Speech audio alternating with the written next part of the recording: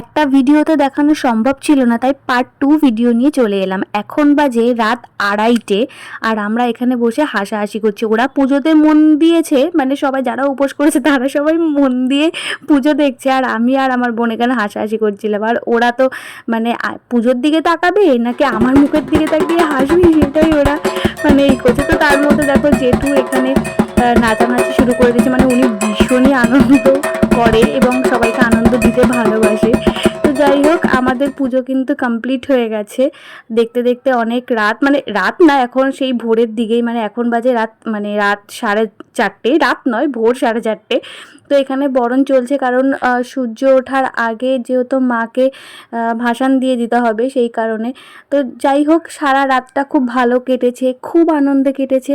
কিন্তু মায়ের এখন বিদায় পালা দেখে মনটা ভীষণ খারাপ লাগছে। আর হ্যাঁ, আর একটা জিনিস, যেটা কালী পুজো বা যে কোনো পুজো মানেই আর মেয়ের বিয়ে একই সব কিছু, মানে একই নিয়ম কারণ সব কিছু। আর এই যে কালী ঠাকুর যে ধরে আছে, এ হচ্ছে আমার ভাই আর কি, ওর নামে মানসিক পুজো ছিল। তো যাই হোক, এখন বাজে ভোর 5টা, আমরা আর কি চলে গেছিলাম মানে ভাসান দিতে মাকে।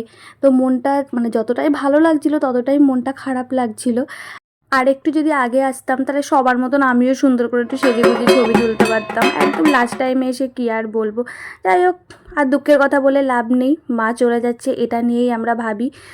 তো যাই হোক, আমি তো যেতে পারবো নাই ভেবেছিলাম, কিন্তু লাস্ট টাইমে মা যখন আমাকে টেনেছে, আমি যে গিয়ে পুজোটা দেখতে পেরেছি, এটাই আমার কাছে অনেক অনেক বড় পাওয়া। তো মা অনেক ভালো থাকো, সুস্থ থাকো, আর সবাইকে ভালো রেখো, সবার মনস্কামনা পূর্ণ করো, এইটুকুই তোমার কাছে চাওয়া।